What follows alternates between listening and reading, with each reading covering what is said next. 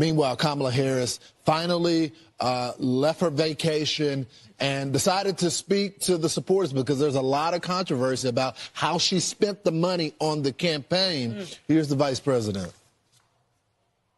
The outcome of this election obviously is not what we wanted. It is not what we worked so hard for. But I am proud of the race we ran. That you knocked on doors, you called friends, you called in favors. You said, hey, you know, I showed up at your softball game. Now I need you to show up at the campaign office. Because of your efforts, get this, we raised an historic $1.4 billion. And I know this is an uncertain time. I'm clear-eyed about that. I know you're clear-eyed about it. And it feels heavy. And I just have to remind you, don't you ever let anybody take your power from you. I don't know what that means. Taking power from me. What are you talking about? You lost. So you're out of power. So, I mean, you can do whatever you want. And it's kind of it's so strange to see her bragging about the $1 billion, knowing you still need about $20 million to pay off your debt, and knowing that way they were spending like drunken sailors at the end, and there was no one really in charge. And I'm a little shocked that David Plouffe would be a part of an organization who ran 2 successful campaigns with President Obama, and that everybody with all their experience, but she was in charge. And she had no message, and she couldn't figure out where to separate herself from Joe Biden. And it's 107 days. There's disadvantages to that, but there's huge advantages of it, too. You're not scarred. You don't have any Democrats beating you up, and the hope everybody's unified. That money, in my view, Emily, was a lot against Trump, and she just happened to be the recipient of it. And guys, she was an empty vessel the whole time. That's why she has actually no audit or sort of self-accountability for what occurred. She was just a puppet that the Democrat Party took off the shelf and said, here, you check a couple boxes, so we're going to throw you up on this campaign. As a vice president, she certainly hasn't proved anything. And we talk about the power of money. Well, where's her receipts for the $2.5 million purchasing celebrities that mean nothing because the American people care about the American people? We don't care what Oprah tells us. Evidently, Al Sharpton's in trouble at MSNBC because they say the standards of a talk show host. Or a guy who's getting $500,000 from a campaign to interview the candidate. I wonder how that interview is going to go. And we found out afterwards. We're not the only one criticizing the way she spent money. A mega donor for the Democratic Party is furious. Watch. I think this disqualifies her forever. Forever. If you can't run a campaign, you can't run America.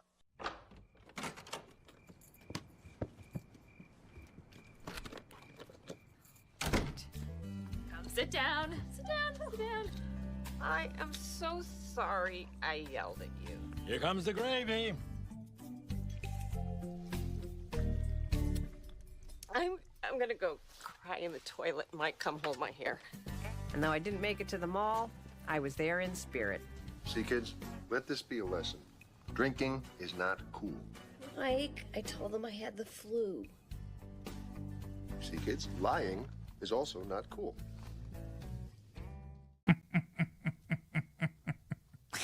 Oh, man. So much to be thankful for today. Are you thankful? Oh, baby, it's a Thanksgiving and Christmas season, and we are feeling it here at the Benny Show. Deeply grateful and thankful for you, and we have so very much to celebrate today on the program. Today is Wednesday, November 27th, 2024.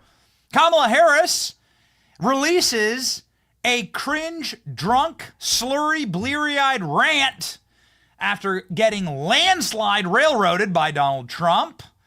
Whew, man, we're going to cover why Kamala Harris would have released such a video. It doesn't seem to be in her interest. Oh, yeah.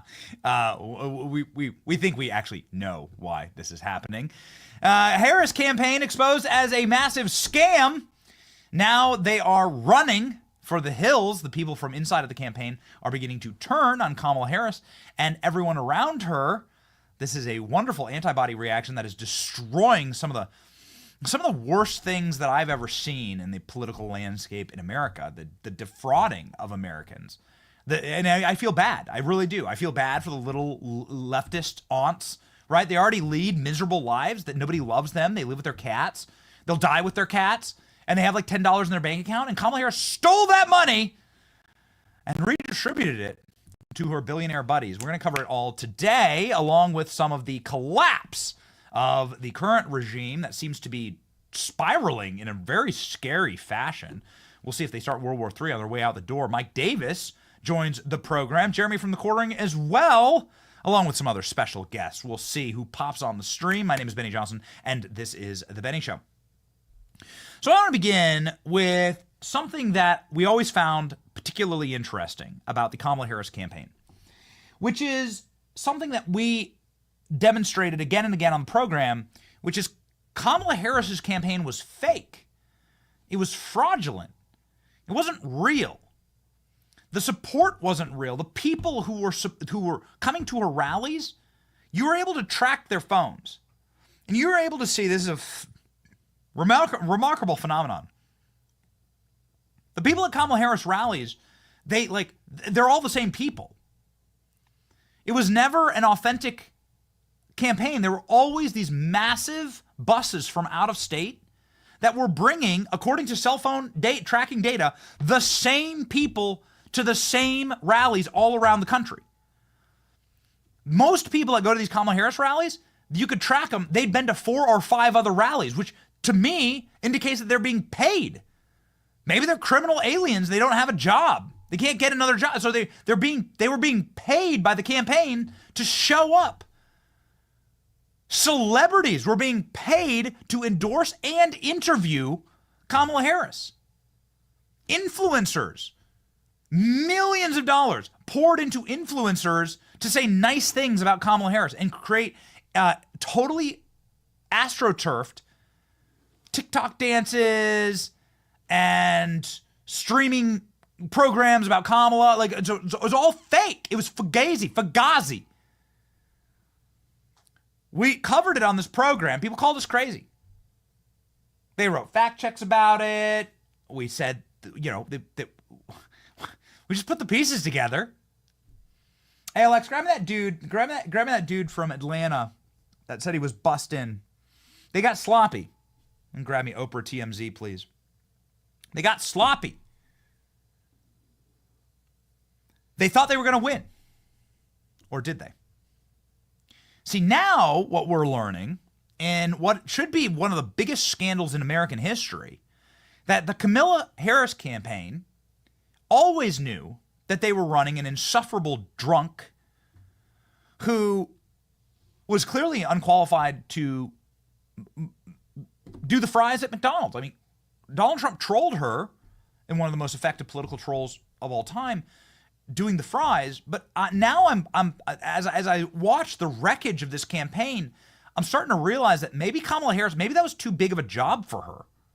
Maybe she couldn't actually do the fries at McDonald's. Maybe that's why she couldn't bring any proof that she ever did that job. She's unqualified to do that job. Kamala Harris is the last final boss, the end result of this sick experiment that the country's been running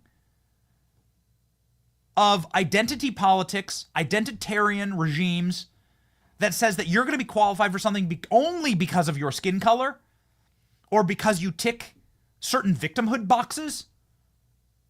Oh, I'm a woman, or my parents came from this place or that place, and that means I'm qualified. No, it doesn't. The only people who are qualified to run this country are people who've run successful large organizations. It's like we've rebooted the country. It feels different, doesn't it? It's like we did a full factory reset on this nation. And the poison and the viruses. And Kamala Harris is a virus. It's hard to beat up on Kamala Harris because she really is just a muppet, but she's emblematic of a system that promoted people and aggrandized people through a media ecosystem that simply said, as long as you tick these identity boxes, these victimhood boxes, we're going to say that you're worthy of these positions. She's the ultimate DEI laboratory experiment. And we're going to get to her grotesque, cringeworthy saboteurs within her camp, releasing a video of her drunk and slurring last night. But I think the much bigger scandal that we have to cover off the top of the show was that her campaign was a Ponzi scheme. They knew it. They knew it. Hey, Alex, one other clip I want. We've had a very busy morning. One other clip I want. Chris Cuomo talking to Mark Halperin about how this was clearly a scam. This campaign was never intended to win, and we said so. On the show,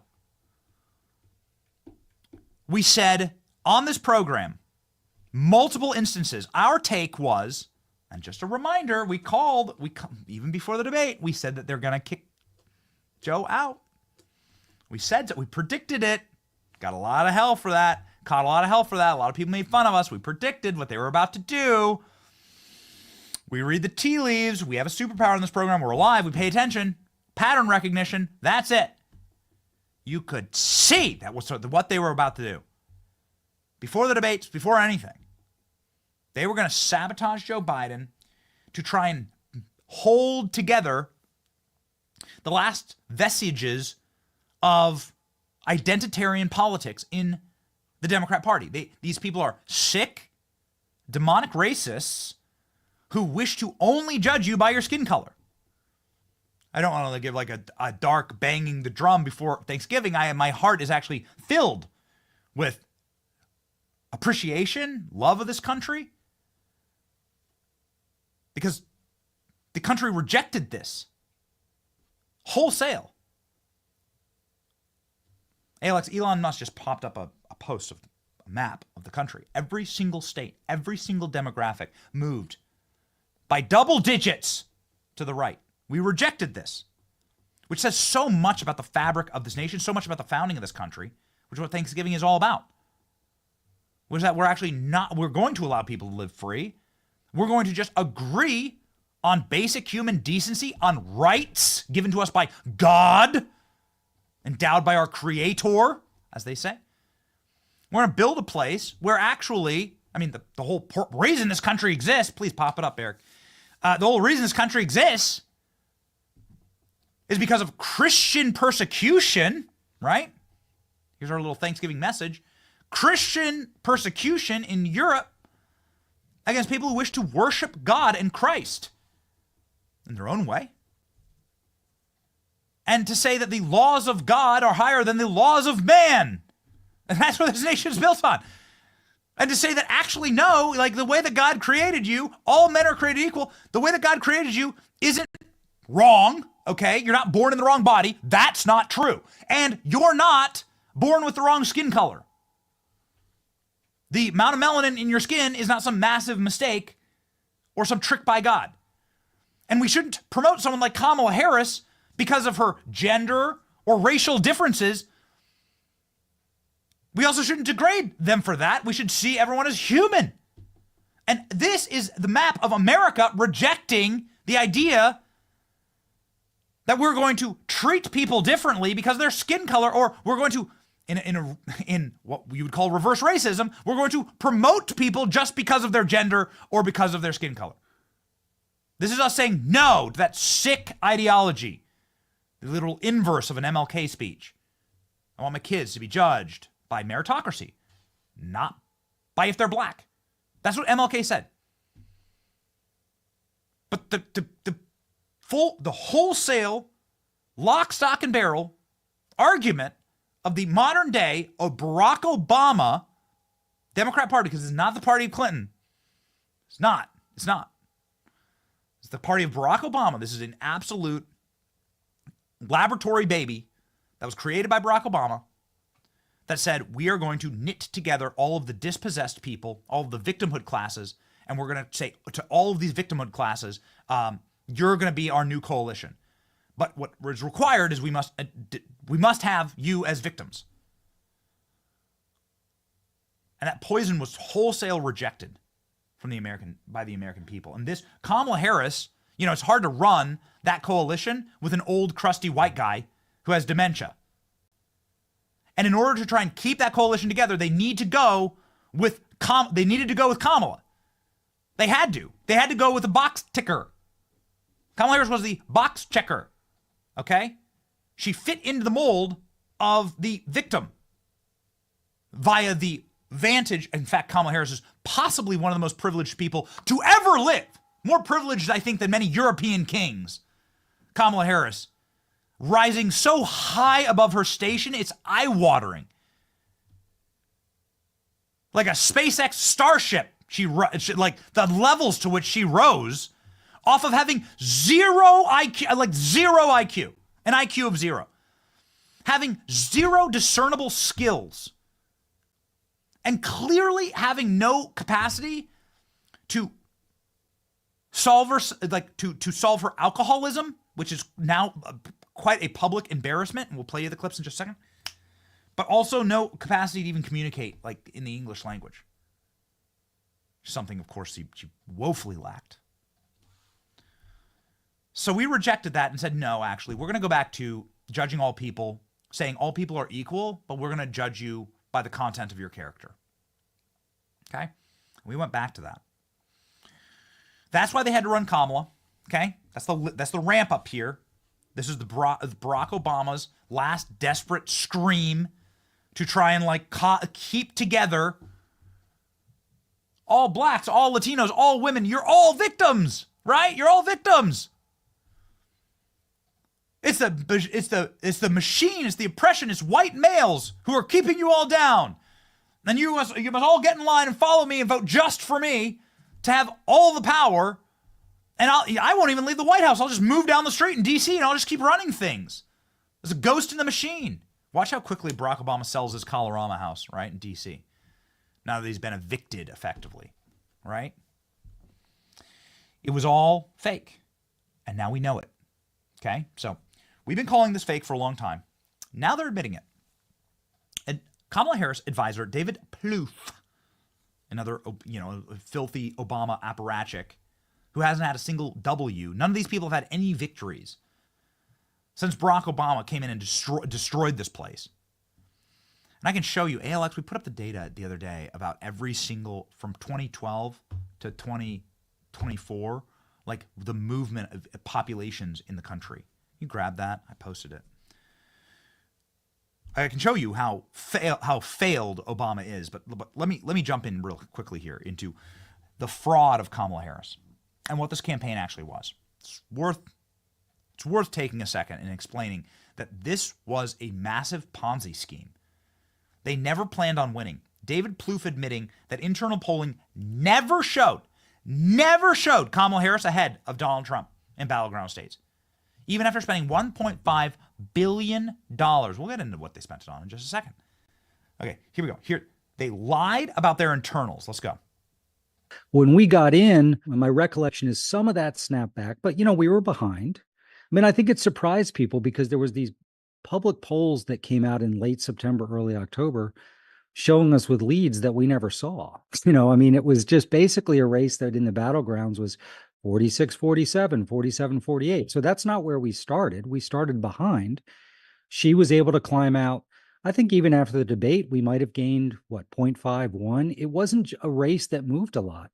And so I think when you think about our own internal analytics, if you have Wisconsin at 47-47, or Pennsylvania 48-47 Trump, let's say, which I think is where we had it at the end, you've got to have undecided break your way more than your opponents, and you've got to get a little benefit from turnout, which we weren't able to do.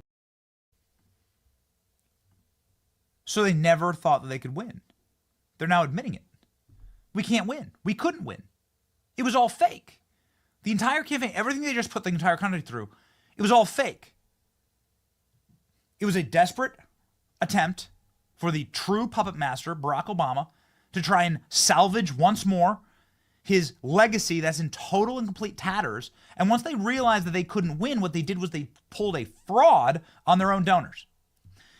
Sure, there are billionaire donors to the Democrat Party. The Democrat Party has a lot more billionaire donors than the Republican Party. It is the party of the elites, and it's the party of people who have megalomaniacal desires to control other human beings. That alone in itself is evil. The last thing I could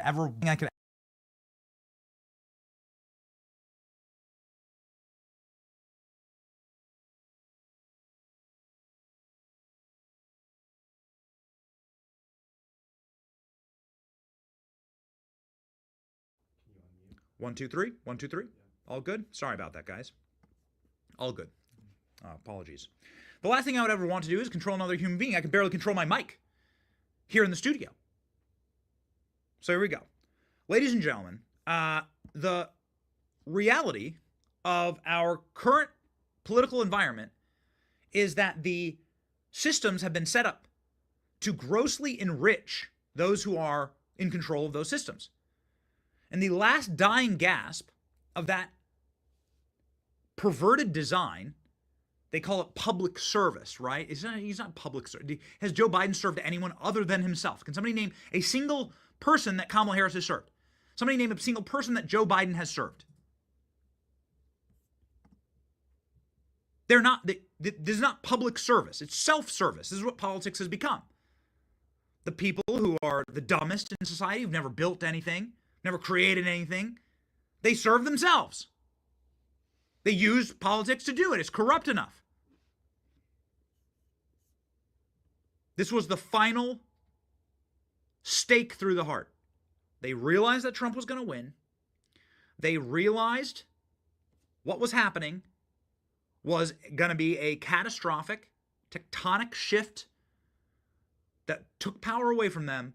So the singular goal, which is the goal of would be for any unethical criminal, is to grab every penny that they possibly could and launder it and shove it. Just grab as much art, rip the art off the walls, take the silverware, raid the safe, shove everything into the bag everything in your pockets you possibly can, and run from the crime scene. And this is what they did. Look at this.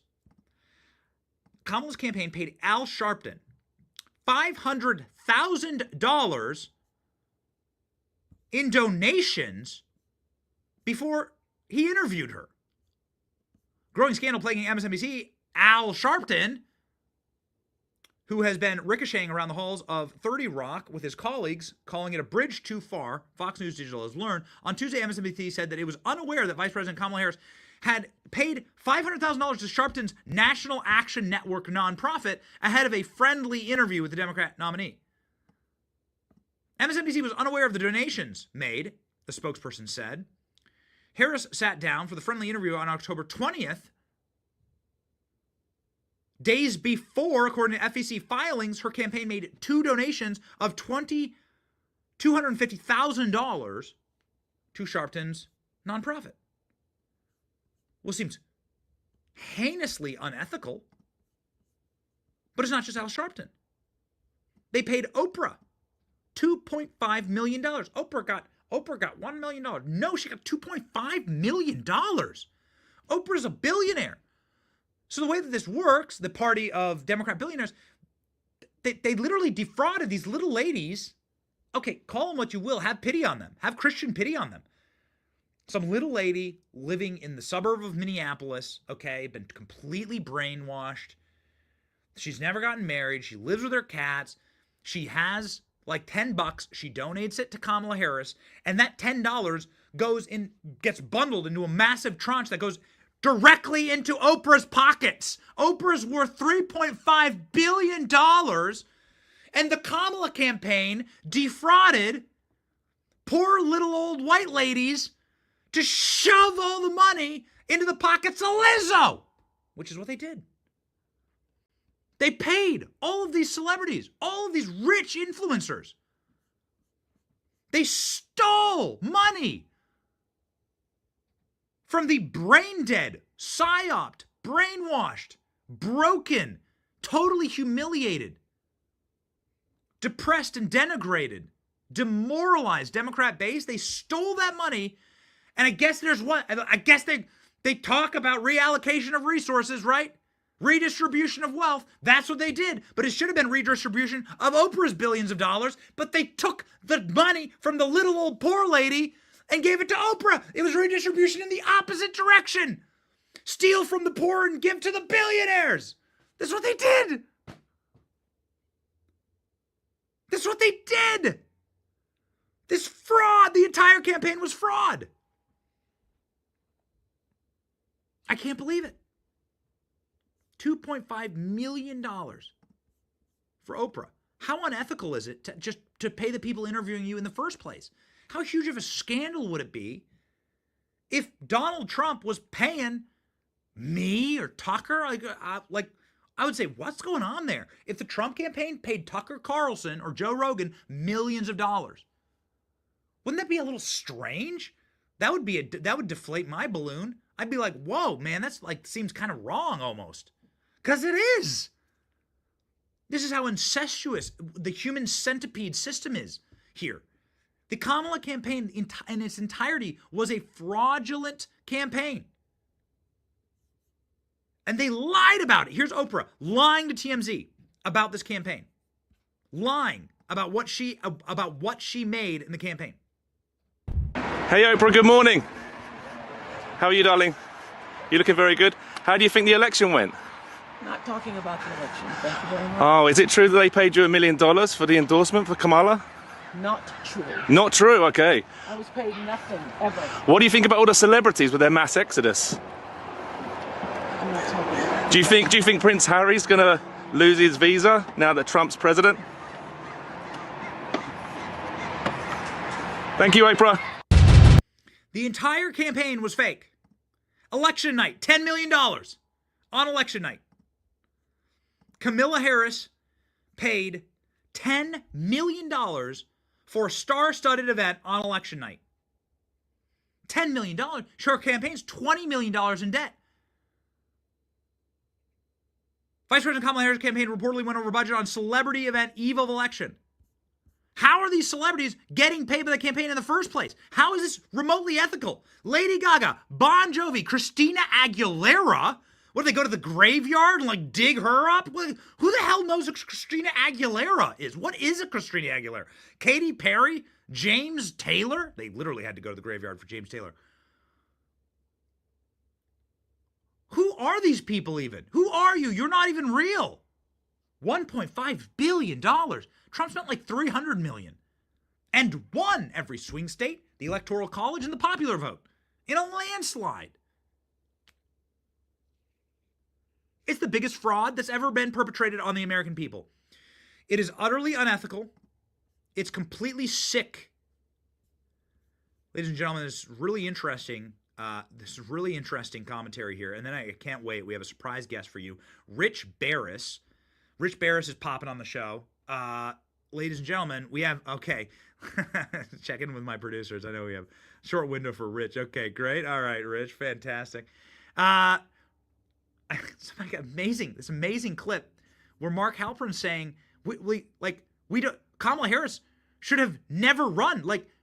But Joe Biden called her, and Kamala Harris knew she couldn't win. They knew they couldn't win from the beginning, and they ran anyway to defraud Democrats and to fill the coffers of their billionaire friends. Shouldn't have run.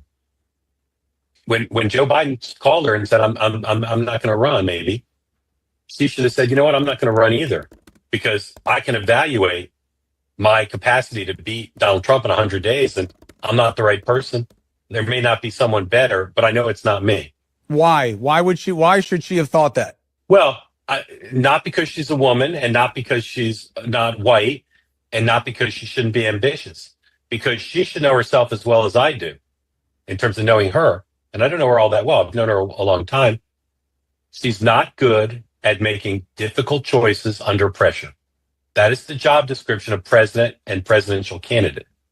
And she should have said, this is going to require a lot of very difficult decisions about how to talk about the Biden-Harris record. The biggest vulnerability Joe Biden had, besides his loss of acuity and his age, was our failed record.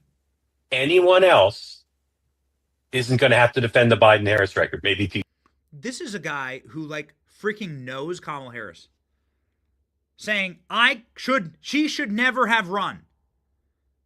There's a man who's been on this program time and time again saying the exact same thing. I don't think he knows Kamala Harris, but Kamala Harris knows him, because Rich Baris was the single most correct pollster in the country. Ladies and gentlemen, joining the show live now, the great Rich Baris.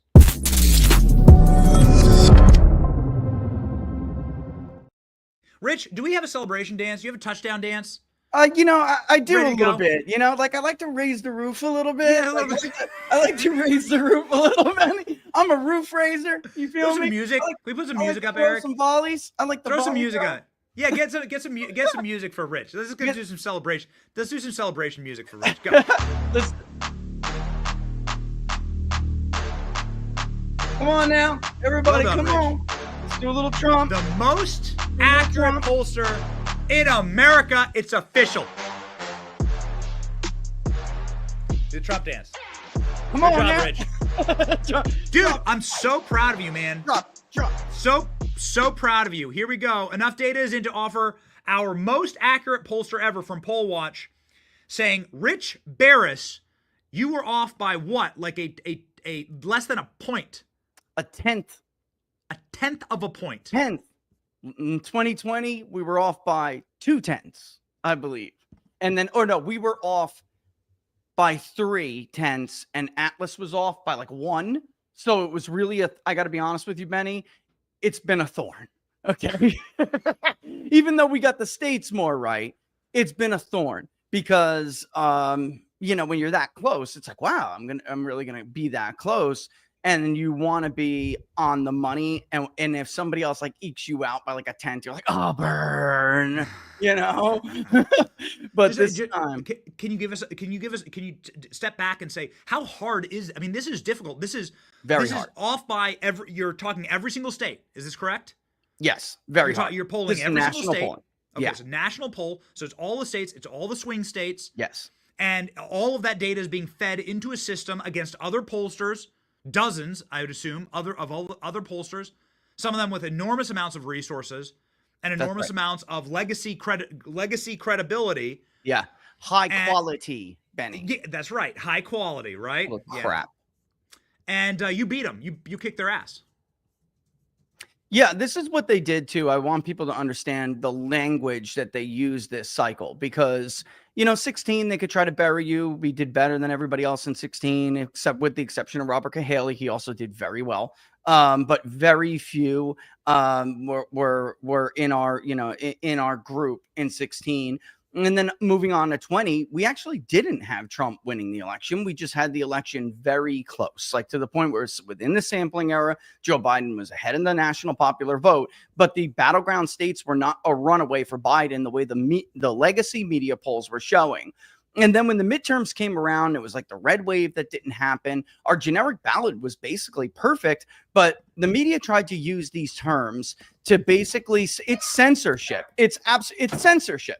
You know, high quality, low quality, instead of saying high accuracy and low accuracy. Okay, I mean, because they can't compete when it comes to the actual track record of whether or not you're accurate. So they began to use these terms after the midterms, like high quality polls. They're conducted, you know, at a high level of quality, or the low quality, like Robert Cahaley, myself. And there are others, Rasmussen, right? They put us, they'll refer to you as low quality. How? And But how? You're right. How could they do that? They do it that's like saying the 96 Bulls are low quality. Well, based on what data exactly? Right. And Benny, here's a big kicker. For years, they used to say, you can't do it like that. It has to be live caller, because there were different data collection modes that people like myself, and I'm definitely one of the first out there to use different modes of collection. I think we're the first pollster that people know of publicly to begin to use AI to reach people through peer-to-peer text messaging and text to online, where we'll first contact you through a text and then ask you, do you want to conduct an interview through texting with an agent, or do you want to take the survey online? You use anonymity. You just click on the link, you go. I mean, we also were a pioneer in online panels. And back then they would say this has to be done through live caller interview only, live agent polling, and which is very expensive. And a lot of biases can seep into that. There are a lot of people who don't want to talk to a live pollster, Benny. So we would make this case about different forms of response biases, and they would say that's garbage, that's low quality. So this is, you know, I mean, this is what they did in order to misdirect people away from the real conversation, which is who is more accurate year after year after year, and who keeps getting it wrong year after year after year. And I mean, Benny, we're at the point now where, I mean, I could tip my hat to some of them, but for the most part, a lot of these people, I'll name drop some right now. Marist, for instance, they are repeat offenders. They continuously do this, and they changed their methodology this year, not to acknowledge what they were doing wrong, but to try to rip off the methodologies of people like us. Here we go. And then they did it wrong. They did Harris' it incorrectly. Harris campaign internal said she was never ahead of Trump. Yet Yes. look at the public polling. Yeah. Is this is just pure propaganda? Can you click on this image? Can you just yeah, here you go. Let's do it. This is the whole slot. Look at that. Harris +5, Harris +6, and Harris yeah. +6. Yeah. Never happened, was never real. I got to tell you, hat tip to Mark Mitchell as well, who did a very good job over at Rasmussen Reports. Obviously, pollsters talk to each other. And I don't like to look at other polls, especially as we get closer to the election, because I just don't want noise in my ear. I'm looking at the data and I want to do my own work. I don't want anything to influence me, so I try to ignore it. But pollsters speak. And Mark Mitchell and I, for weeks, you know, going back to when she had this artificial bump during the summer, which was pushed by media propaganda, that was a textbook response bias. And if your methodology does not know how to account for that, then you have a serious problem, because we're living in an environment that is just drowned out by response bias. We had the president almost killed. We had Kamala Harris, you know, usurp the sitting president and the legitimate Democratic nominee. We had all of these incredible, you know, historical events going on, and pollsters operating as if that's not going to impact response bias. Of course it is. It absolutely is. Kamala Harris never led, Benny, in our polling. Never. So you were on this program. You were saying Trump was going to win the popular vote. There's not every single thing you said, dating back to 12 months ago, Rich, was played out to be not only accurate, but the most accurate. This is all you called this propaganda. You said she's running a fake race. You said she's not going to win. Now you've been proven right. And now what it looks like is Kamala Harris' campaign was one of the biggest Ponzi schemes in American history, where she defrauded. They did redistribute wealth. It's just they took the wealth from poor Democrat donors and redistributed it to Oprah and Lizzo. It's one of the, I mean, how can you justify this? How is this not criminal, what they did with Al Sharpton? And David Plouffe going to the media. And I think I really can only, it's not even a congratulations. I can only acknowledge Mark Halpern as somebody who said what I was thinking, what we all should have said, which is, first of all, many of us, including probably Mark, saw the internal campaign polling from Harris, which people routinely called me a liar every day when I would go on Twitter or X and I would say, Harris is actually down in her own poll in Michigan. So I don't know where this Harris +6 is coming from in this poll. We don't have her at 6. They don't have her at 6. Trump doesn't have her at 6. She's not even ahead. David Plouffe makes this claim that these undecided voters are breaking to her hard, that everything's going her way. Not a single reporter said, show me the data set. Not one, Benny. Not one. They all ran with it. NBC, all of them. They all ran with these headlines. It was never true. She was never ahead of Donald Trump. I'm going to say this again, ladies and gentlemen. Not in Pennsylvania. Not in Michigan. Not in North Carolina, where people repeatedly had her ahead. 2 points, 4 points, even some pollsters that are now doing victory dances. Let's get real. Until we came out with our Trump +4 in North Carolina, they all had Harris up. And they heard it's a big data poll. They heard it to this guy at the end. Nobody, you're not fooling anybody, okay? We're not, everybody is like, can look at dates and compare, Benny. You had a poll 2 days before we released our poll that had Harris up by 2, by 4, whatever it was. Big data poll drops at Trump +4, and they say, that's not our final North Carolina. We're actually going to release more. Get out of here. You're not fooling anybody. You heard it. She was never ahead. And by the way, in our polling in Florida, we had to do some real weighting gymnastics to get her within 10 points. Wow. I mean, and we understated Trump in Florida. We had him up by 11. He won by more. I mean, the campaign is now turning on itself, and many people are saying, listen, we're not even you didn't even pay your staffers. We didn't invest in get out the vote. The Democrat Party chairman in Pennsylvania is like, you didn't invest in like actually winning Pennsylvania at all. You invested in celebrities. You paid off your celebrity friends. It seems like a massive fraud. It seems like they knew they were not going to win. So let's do one giant grift to redistribute money to our billionaire friends.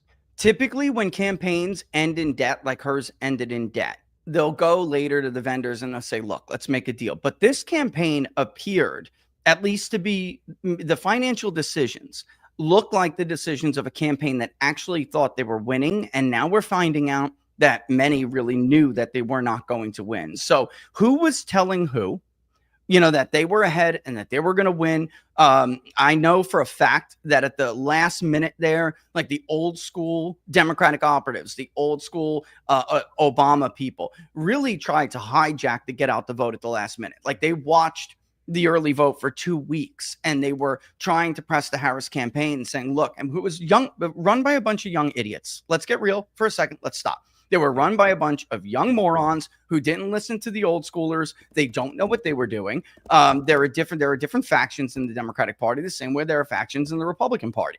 And it was too late. So I know people in Philadelphia were in charge of get out the vote in Philadelphia. And they were like, go ask Beyonce for help. Like, go ask Beyonce. You paid Beyonce all this money. We got Jack. You didn't help any of the people on the ground. You need 700K in Philadelphia?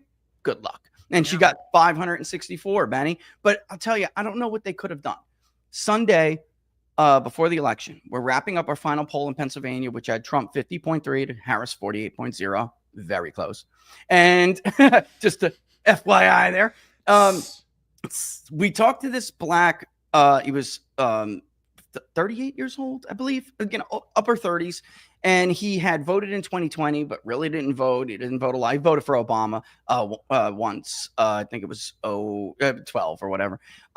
So he may have been a little bit older because it may have been 08. But besides the point. And he basically told me that they didn't knock until the weekend. So like and then knocked on his door multiple times over the weekend saying, hey, you didn't turn in your ballot yet. And he was telling them, you're right, I didn't, and I'm not going to.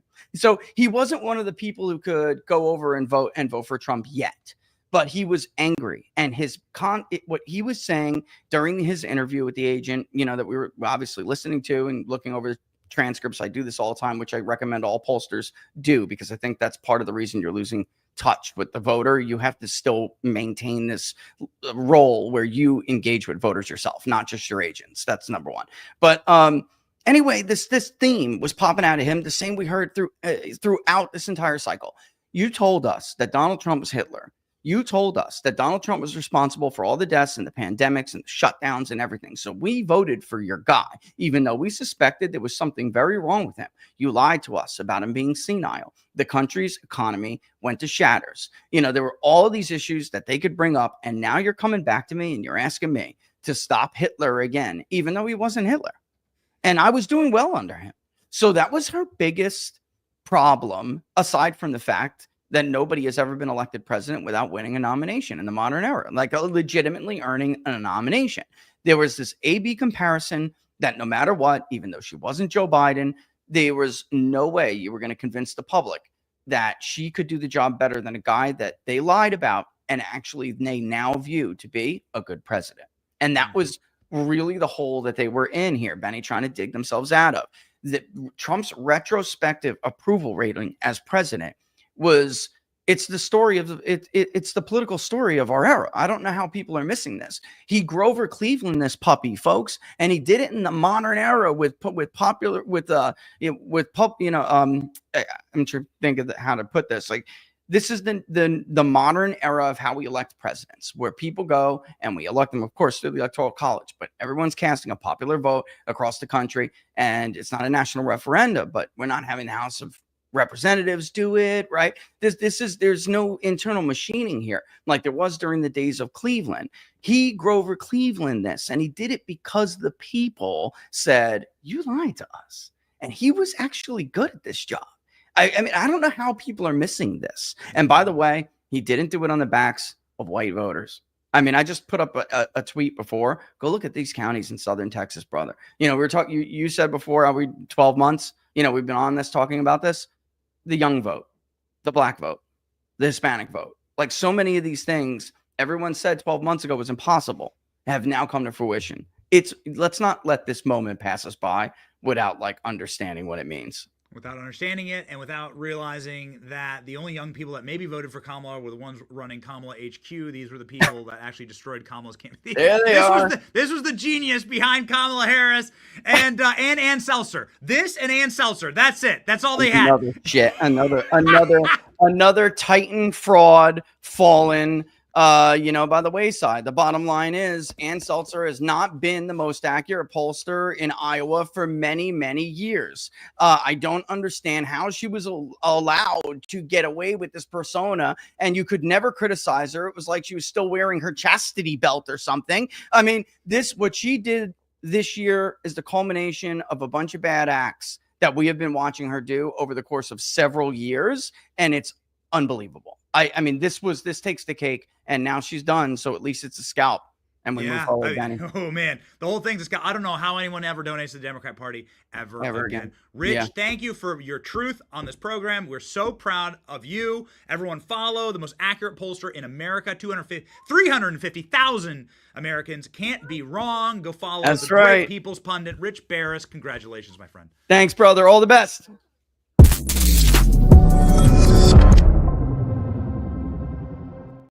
Joining us immediately is Mike Davis. Let's rock and roll. Mike, what's up, bro? Thank you for having me back on, Ben. Oh, of course, Mike. We're just doing celebration dances here in honor of Thanksgiving and a season of thankfulness. And you have been one of the people who have truly deserving of a celebration dance right now. Way to go. You are stomping on Jack Smith's greasy beard and stomping it right into the McDonald's French fry fryer. And I'm proud of you. Yeah, I mean, what kind of controversy and headline news can we create today, Ben? I think that what we should talk about is the fact that these Democrat operatives who ran this unprecedented Republic-ending lawfare against President Trump, his top aides like Steve Bannon and Peter Navarro, who went to prison, his supporters on January 6th who were politically persecuted. I think the Trump 47 Justice Department needs to open a criminal probe on what Jack Smith and Jay Bratt and Alvin Bragg and Matthew Colangelo and Tish James and Fannie Willis and Nathan Wade, and even these Democrat judges like Engoron, Merchan, and Shutkin have done when they waged this unprecedented, unlawful lawfare against President Trump. And it was obviously election interference. And so I would open a criminal probe under 18 U.S.C. Section 241, conspiracy against rights, a very serious federal civil rights felony. Jack Smith is very, very well aware of this statute, 18 U.S.C. Section 241, because it's one of the 4 counts he brought against President Trump in D.C. for the bogus indictment of the former president for objecting to a presidential election, which is allowed by the electoral counts and the First Amendment. And I say this very seriously. They need to open this criminal probe, because if they must face severe, and I mean severe, legal, political, and financial consequences for what they did to our country by dragging a former and future president through this lawfare and election interference. They have committed a very serious federal civil rights felony, along with many other crimes. 18 U.S.C. Section 241. And I say this very seriously to Jack Smith and Jay Bratt and all the goons on their staff. You guys better lawyer up, because justice is coming. Would you serve as special counsel, Mike? I don't think. You don't need Senate confirmation. No, you don't need Senate confirmation anymore. We know the new rules, Mike. Listen, I think there are 3 people who I recommended to be AG. I didn't know Pam Bondi was interested. She's the best of them all, so I'm glad that she came forward and agreed to serve as AG, because she's fantastic. But special counsel Mark Paoletta, special counsel Chris Landau, special counsel Jeff Clark would be great. The problem is I've run my mouth too much on your show and too many other shows, and so I'd have to recuse from too many of the cases if I were the special counsel. But in all seriousness, Ben, there has to be accountability. They're not going to just get away with what they did. They spent $100 million in taxpayer money. What did President Trump have to spend? What did these other witnesses have to spend? What did state and local and federal law enforcement have to spend to have President Trump go to these various hellhole court proceedings and protect him while he did this? There has to be accountability. They knew what they were doing was bogus. They knew it was all about the election, and that's obvious by the fact that they shut down these these investigations and these prosecutions after the election, after President Trump beat their asses like a drum on November 5th. 312 electoral votes, and guess what? Now he's going to have an attorney general and U.S. attorneys and an FBI director. The hunters are about to become the hunted, boys. Mike, they could just a small special counsel position. You could be in charge of spanking Big Fanny. Think about it. That would be an interesting job. I mean, hell, Nathan Wade got $700,000 to do that, so maybe it's not such a bad gig after all. We made news, Ben. We made news. You brought up a point that you haven't brought up on the show before, Mike, which is that you could charge Jack Smith with some of the charges he brought against Donald Trump. Could you unpack that? Yeah, I mean, one of the charges that Jack Smith brought in his bogus indictment against President Trump for January 6th was 18 USC Section 241 conspiracy against rights for President Trump's non-crime of objecting to a presidential election, which is allowed by the Electoral Count Act of 1887 and the First Amendment. Democrats objected to Republican wins in 1968, 2000, 2004, 2016. We don't see Al Gore and John Kerry and Hillary Clinton in prison for objecting, right? And so Jack Smith brought this bogus charge. They only brought these charges by these Democrat operatives because they knew President Trump was thinking about running again. And then right after the election, they remember before the election, Ben, the election doesn't matter. This is about justice. And then after the election, they leak out that they're going to drop these things immediately. Look, there have to be consequences. This dirtbag Jack Smith got banished to The Hague after he went after former Virginia Governor Bob McDonnell, a likely presidential or vice presidential contender in 2016. This scumbag got brought back because he is a partisan Scud missile who Democrats launch against Republican presidential or vice presidential contenders. Jack Smith should see the inside of a prison for what he did. And that would be done through a special counsel investigation via the justice appointed at the Justice Department?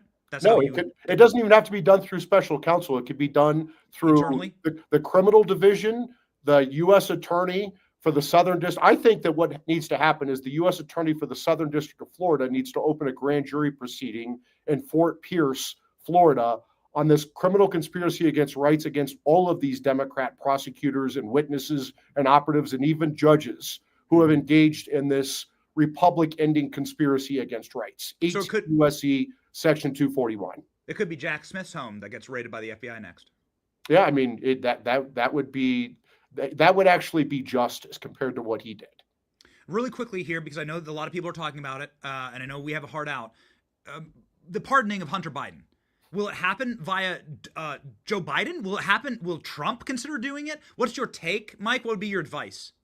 Well, I would say this. If Hunter Biden or Jack Smith or any of these other Biden allies get pardoned by President Biden, then that means that they can no longer assert the Fifth Amendment right to not incriminate themselves, the right against self-incrimination. And so if they're pardoned, that means that they can be hauled in before the Trump 47 Justice Department, before grand juries, before House Republicans, Senate Republicans, the House Judiciary Committee, Oversight Committee, Appropriations Committee, Senate Judiciary Committee, Senate Oversight Committee, Senate Appropriations Committee, the Intel committees. So maybe they should be careful what they ask for when they ask for a pardon, because then they have to testify. And if they refuse to testify, they can be held in contempt of Congress or obstruction of justice, and they can go to prison for that. I just find it remarkable they come after Matt Gaetz for disproven fraudulent claims, yet you can crack open Hunter Biden's laptop and click on literally anything and find something from the halls of hell, literally. And nobody's ever brought that up. It's all on video. Nobody's ever brought it up. Nobody's ever said a damn thing about it. So. Party of women, Mike. Okay, great. Well, we look forward to you as special counsel. Don't need Senate approval. As we've said many times, we've figured it out for Mike Davis. Jack Smith proved you don't need the Senate to confirm.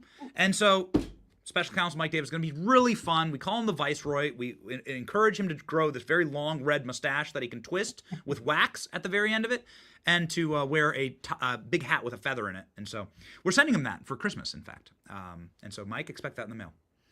Thank you, Ben, and I look forward to the Media Matters screaming headlines after this hit today. So thank you, Ben.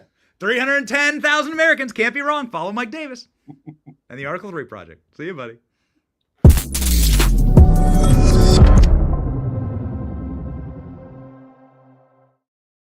All right, let's go, baby. Let's go. We got a wild one here.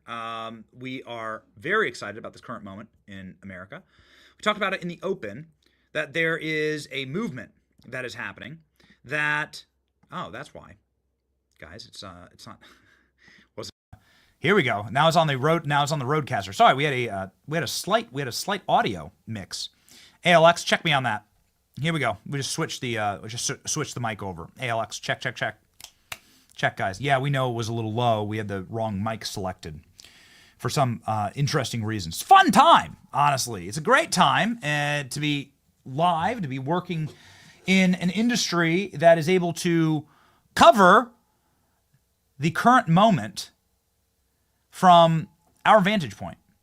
And there is one man with very long hair, ponytail, you could even argue, that has been stomping through the high timber of this great nation with a battle axe. And that battle axe, he is felling the fraudulence that has been allowed to spring and root in this country. You may think that I'm talking about Scott Presler, but no, ladies and gentlemen, I'm talking about our other long-haired,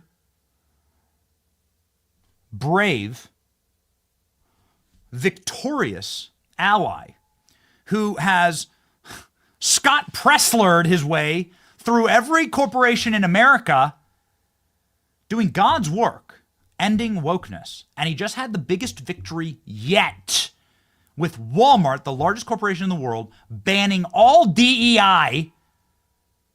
A one-man wrecking crew, true Paul Bunyan. His name's Robbie Starbuck, and he's joining us for a victory lap.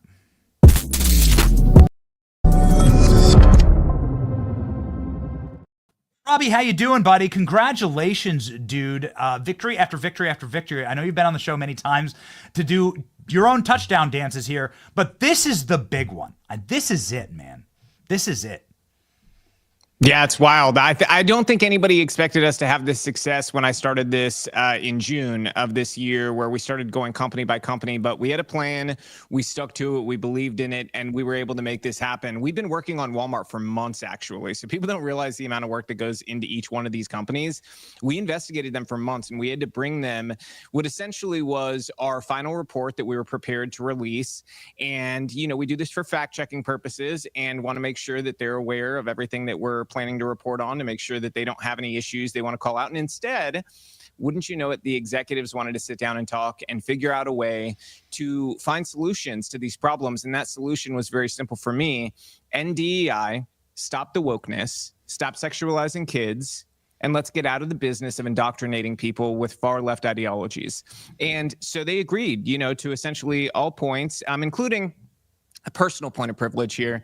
I am so sick and tired of hearing Latinx. As a Latino myself, is ludicrous. And so I was like, it's got to go. I found these multiple instances of them using Latinx to describe all Latinos. And I said, it's got to go, period. Okay. I want you guys to think of Latinx as a slur in every possible way going forward, because it's ludicrous. But, you know, we really had to fight the anti-white racism that is within DEI at all of these companies. You know, it's just been embedded into it. So what may have started out with good intentions after 2020, where some executives thought they were doing the right thing, they in fact were not, which we warned them at the time they were not. And they've come to realize, I think in many cases, that DEI was really a pretty crappy disguise for explicit racism against white people. Yes. It was not really something that very many people, you know, I think realized in 2020 at the corporate level, but they're not known for being attuned to exactly what's actually going on. And they empowered activists who are incredibly dangerous people. I will say this, my hair has been a large topic of discussion today. Okay. CNBC did a whole segment about my man bun. Okay. So I will say they got the terminology more correct. Okay. I don't do a ponytail. Ponytails, I think, a little weird. I do. Can we see, Robbie? Can we see? I'm not sure I've even like seen the gloriousness of the man. Okay, there. All right, great. Kind of like a kaiju, like a like you're a sensei, master. Well, I will say this. This is Master what's funny Splinter. is I have actually thought about cutting my hair, but the problem is every time I'm on the precipice of cutting my hair, then somebody in the mainstream media says something negative about it, and I'm like, I've got to keep the hair. It drives them crazy, so I'm just going to keep the hair. It's a topic of conversation for them. They literally did a full segment on CNBC about my hair. We're putting it up right now. It's pretty funny. We're putting it up right now. It's on its way. So, that's, it's very interesting. I didn't actually know this. I just think it's great. And maybe I need to grow my hair long. Maybe it's a Samson thing. Because you are slaying literal giants here, dude. You're taking on entire armies. You are a one-man wrecking crew. It's incredible. You said something that shocked me. You said the executives from Walmart reached out to you. Can you talk me through how does that even happen, right? Because you'd assume that Walmart's like, listen, we're worth trillions of dollars. We don't need any guy with a man bun, messing with our systems here. Yet they bent the knee to you, and that's freaking power, dude. That's amazing.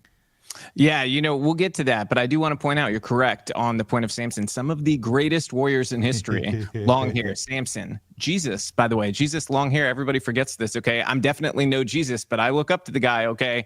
And so I would say, people need to stop being so wild about long hair.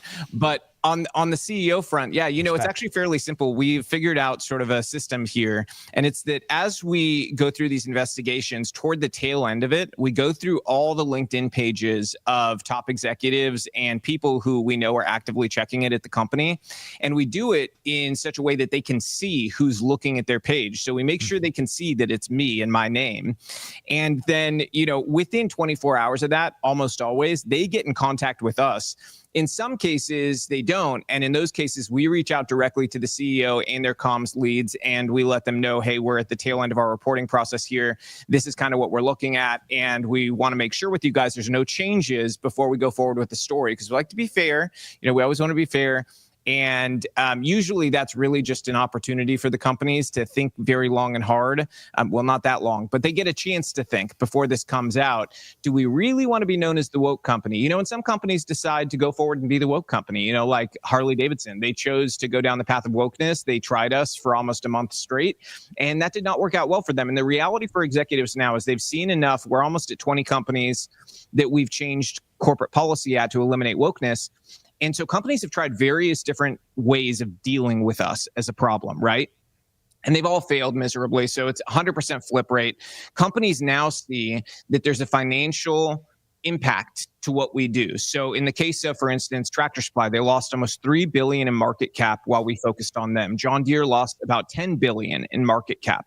Harley Davidson just had their earnings report come out, and it was miserable for them.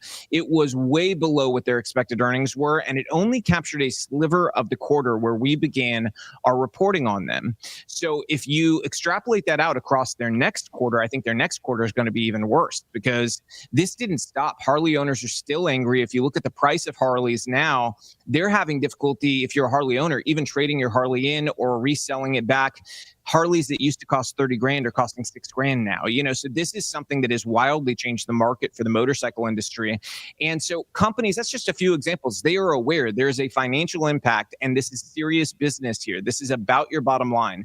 And so if you're a public company like Walmart, you have to understand you have fiduciary duty to your shareholders. Knowing there's a financial impact from this, you have to then do the free market math. Is there a bigger group of people who want you to sell chest binders for kids, or is there a bigger group of people who are done with this lunacy and want to just see normal business again in America and just want to see sanity from corporate America?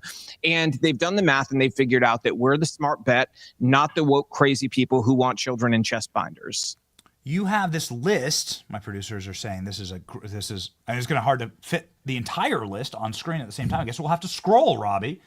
A list here of companies that Grim Reaper Robbie has walked and knocked on their door, and they immediately turned their DEI departments into ashes. It's amazing. The consequence of simply exposing the anti-white racism and racism against men, let's just be perfectly, like sexism against men, it's like white men, right, who are the chief evil and must not ever be named at these companies. Yet,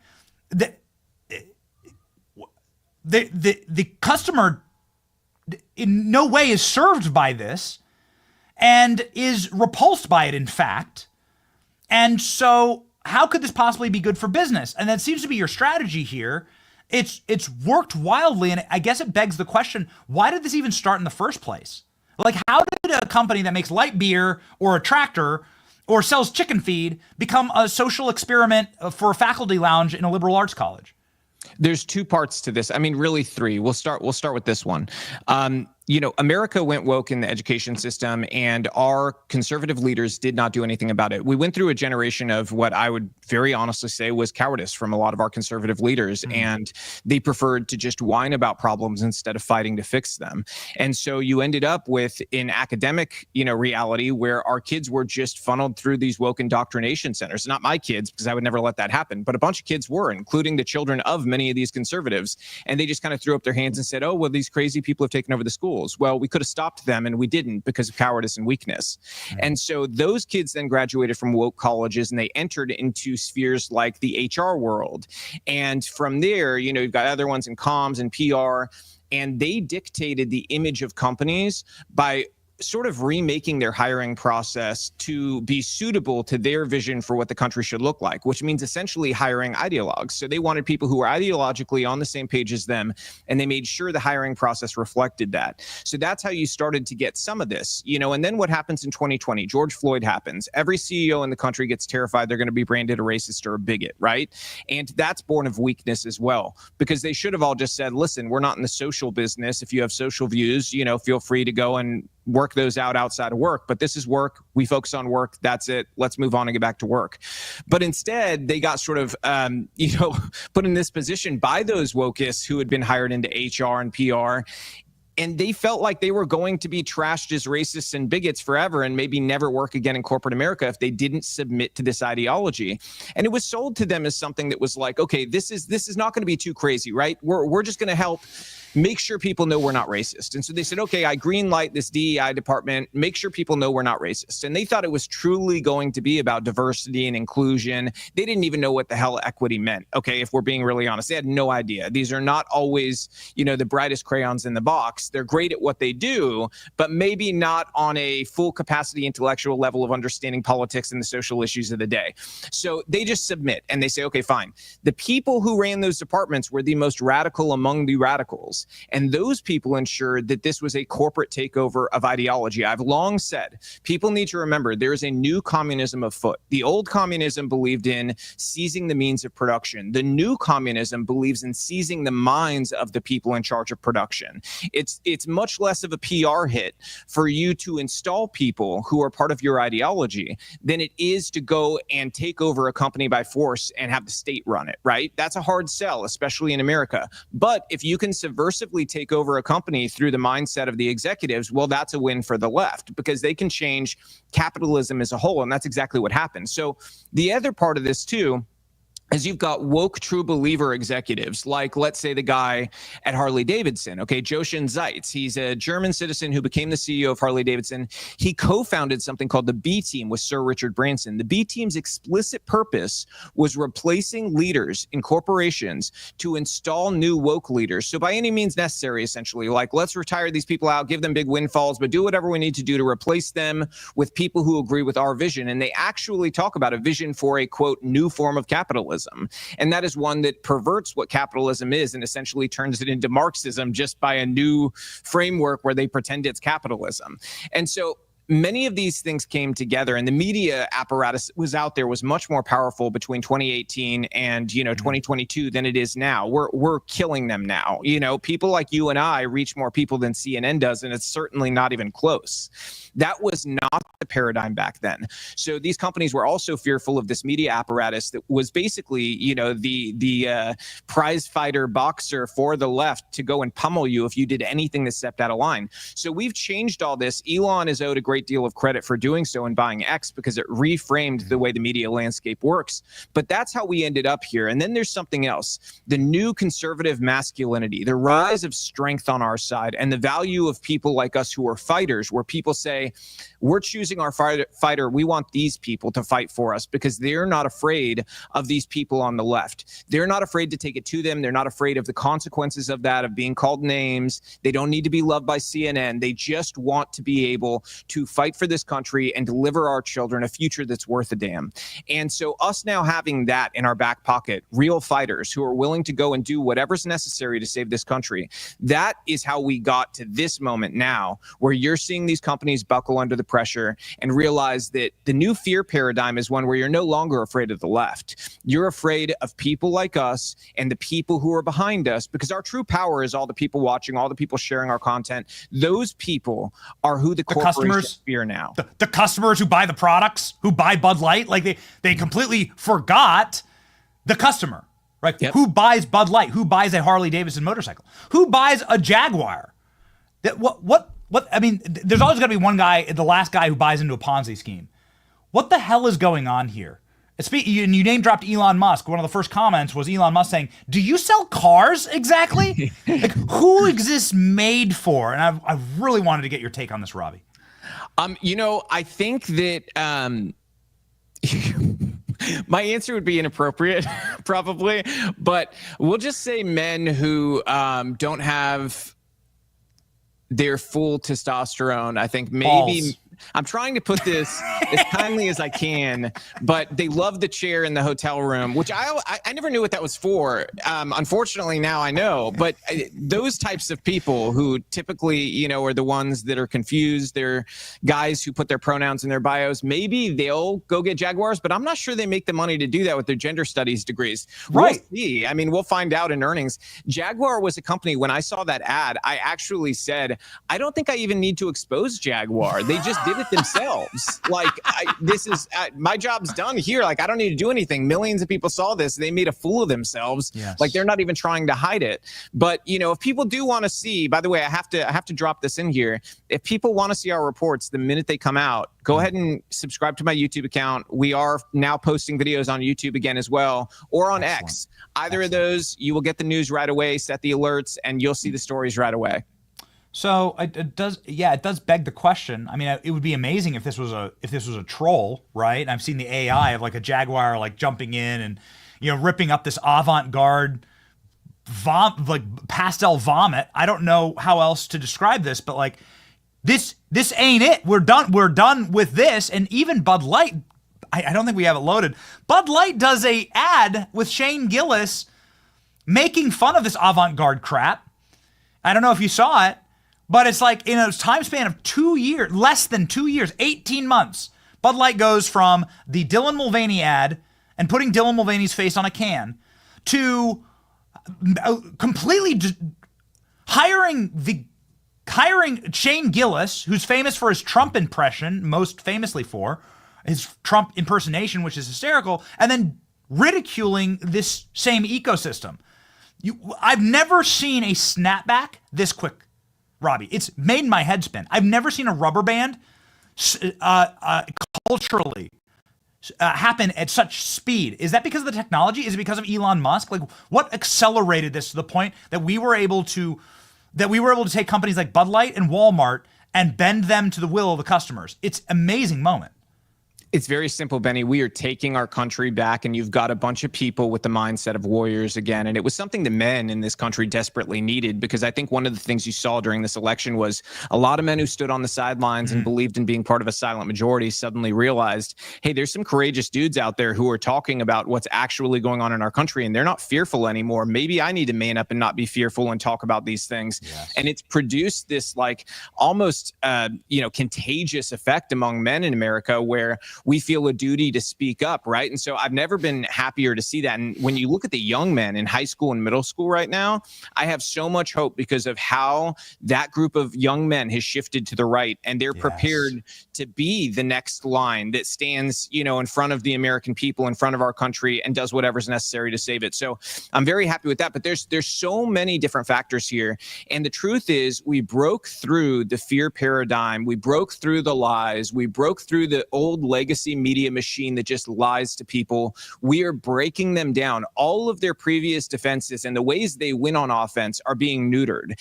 And you can't downplay that. Yes, Elon buying X was huge for that because we are neutering all of the lying media. I just posted a clip last night.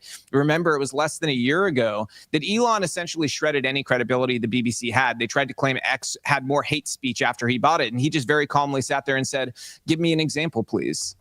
And BBC could not give one example of hate speech on the platform, not one. He gave them 5 minutes to give an example, and they could not do it. And to watch that journalist squirm, and I hate to call him a journalist, watch that activist squirm and squirm and squirm from the BBC. It tells you everything. They are agents of chaos from the Democratic Party, from the left at large across the globe.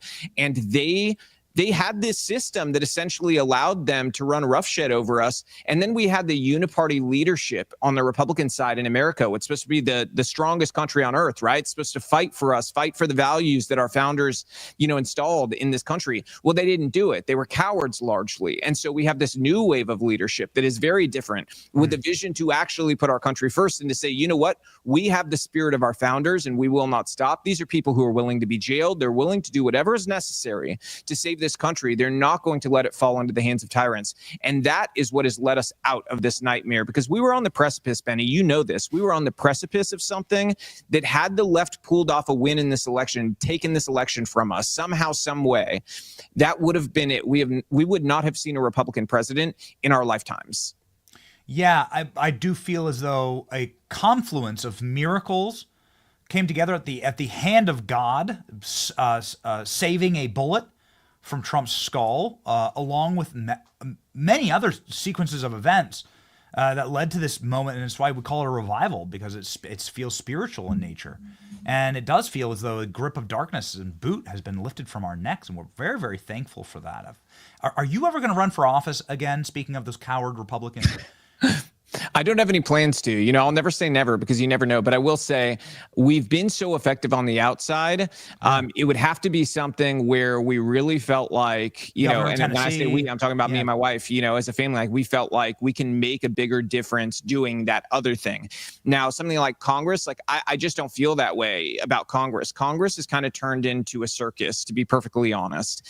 And you know this. I mean, you worked on the Hill. Like, there's a tiny group of people with massive power, and the rest essentially are media heads.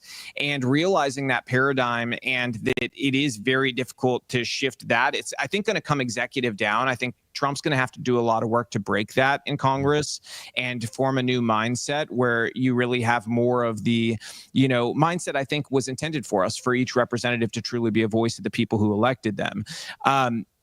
You know, until that changes, I don't know that I have tons of faith in Congress leading on anything. I think they're there to kind of stamp and approve what the president and his agenda is, which is great. I mean, the president has a great agenda. It's not great when the president doesn't have a great agenda.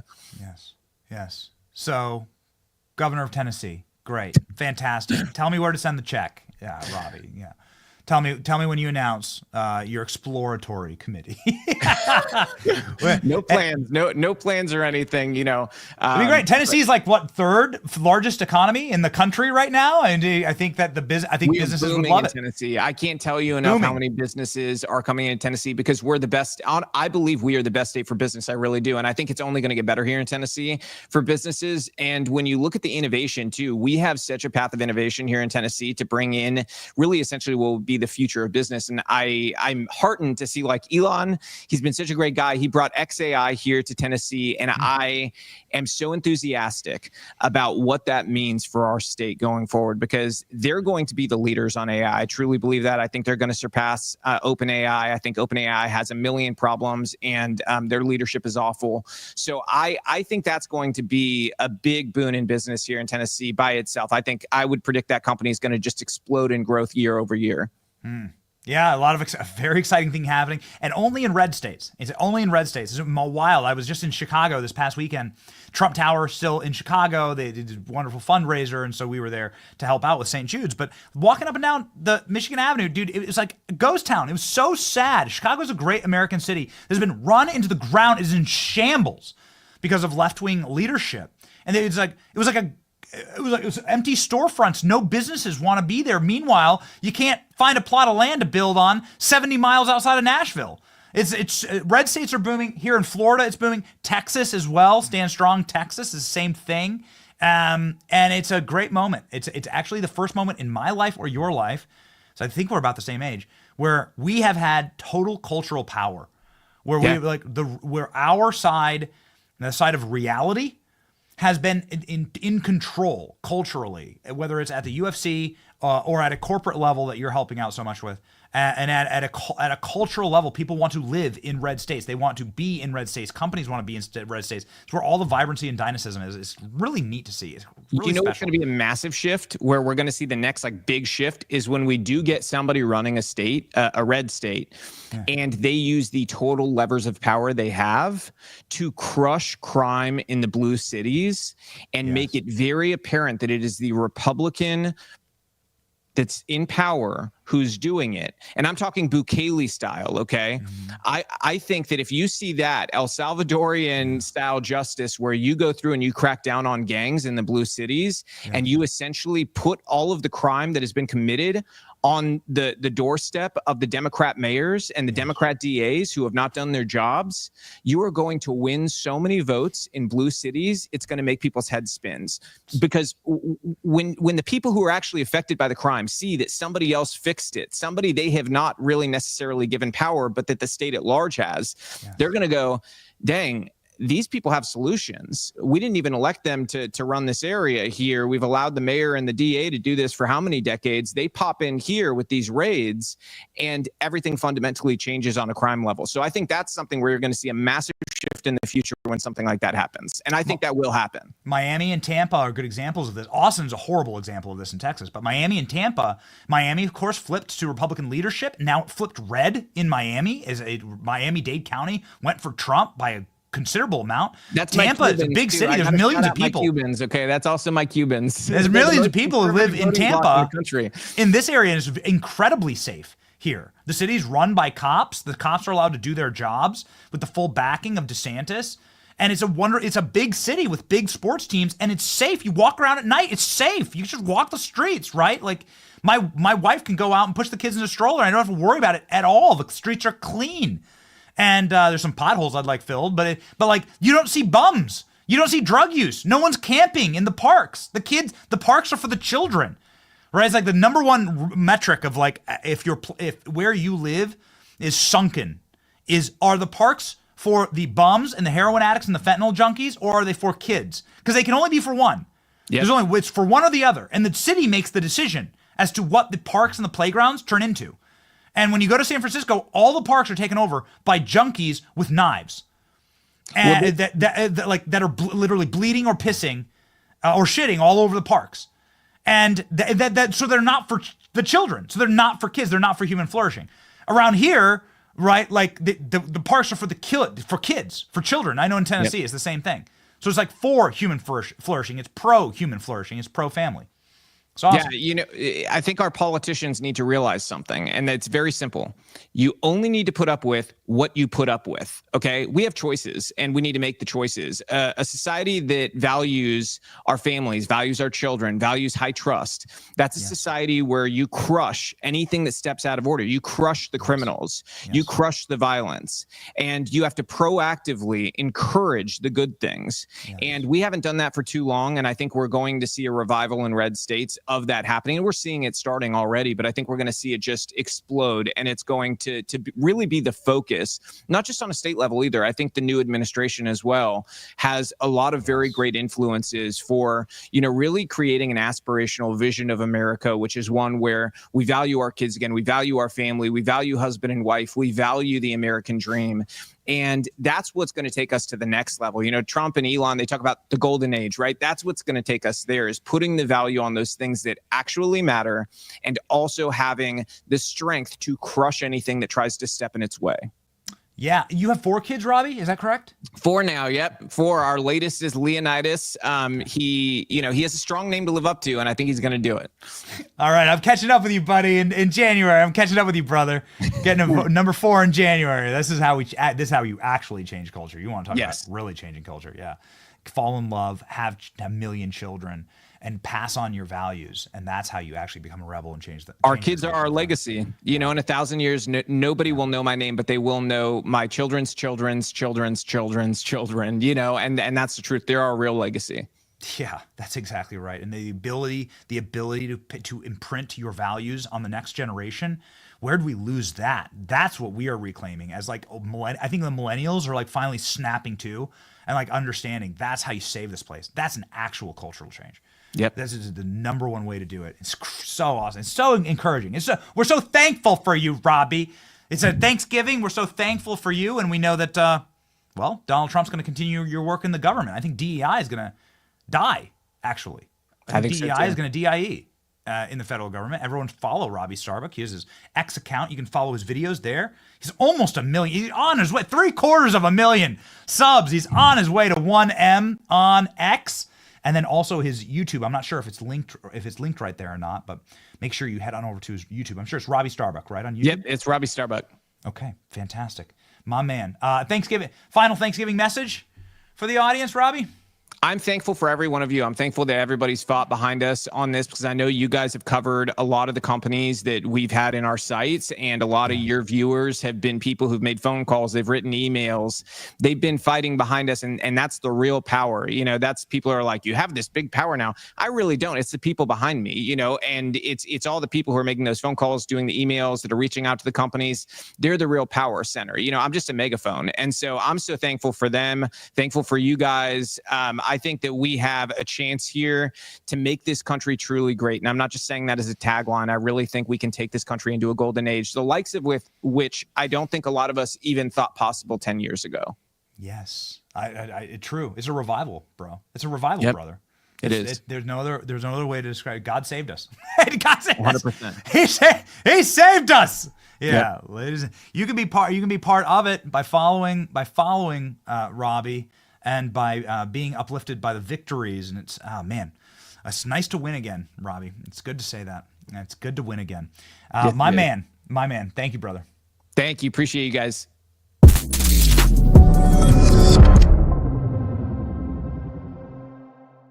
What an exciting time. What an amazing moment in this country. And there's so much to actually be thankful for. We know that you're going to head off to Thanksgiving dinner, or maybe you're already on your way. Some members of our team are already on their way, family, friends. That's what Thanksgiving is all about. We have so much, indeed, to remember and to set aside in this moment to say, wow, like, and I mean it. We were saved. We were saved. So it was it was on the brink. It was very scary. Very scary time. We say it often around here. We would have been first in the gulags, like the re-education camps. They would have come for us first. And so take that moment. Don't drink too much, is all I'm going to try and say here. And if you do drink too much, and it's none of my business, actually. If you do drink too much, don't film yourself giving a speech. It's always a bad idea to film yourself listen, I've drank too much. I understand. I don't drink that much these days. Honestly, if you have kids, it's the number one way to get sober, getting up at all hours of the night. But if you do drink, please don't film a 10-minute video of you slurring nonsensically and bleary-eyed as you like meander through nonsense words. And even if you did film that, let's say you got all the way to filming it, don't post it on the internet. This is a horrible idea. Now I'm telling you this because I love you. I'm telling you this because I care about you and I'm deeply thankful for you. But like, please, whatever you do, don't do that, because people will see it and you'll be embarrassed by it. And that's just my advice to you, right? Like us just kind of like regular Americans doing our thing. But what if you just ran for president and defrauded an entire party and you'd run a fake campaign with a fake nomination, and this is your first time to like talk to the American people again, and you decided to do it with a couple empty boxes of Franzia in your living room? That's what Kamala Harris just did. In a mind-boggling moment, Kamala Harris decided to release a video last night. It's a 10-minute video. I don't wish to torture you, okay? It's like Guantanamo Bay around here. I don't wish to torture you with this. Our production team has put together a highlight of the video that I think you'll understand why headlines like this exist at the Daily Mail. Kamala Harris breaks silence with deflated and defeated, bleary-eyed message to supporters. This is the Daily Mail going right up to the edge of saying she's blackout drunk. She's just drunk. She's a sloshy, sloppy drunk who's clearly the most low IQ person to have ever run for president in American history. It's a pretty low bar, actually. It's pretty low. But it's true. Yes, Hillary Clinton ran for president. Michael Dukakis ran for president. So people who couldn't spell potato ran for president. But this is clear. Like, Kamala is someone who needs to seek help. Somebody get her away from the camera. Seek help.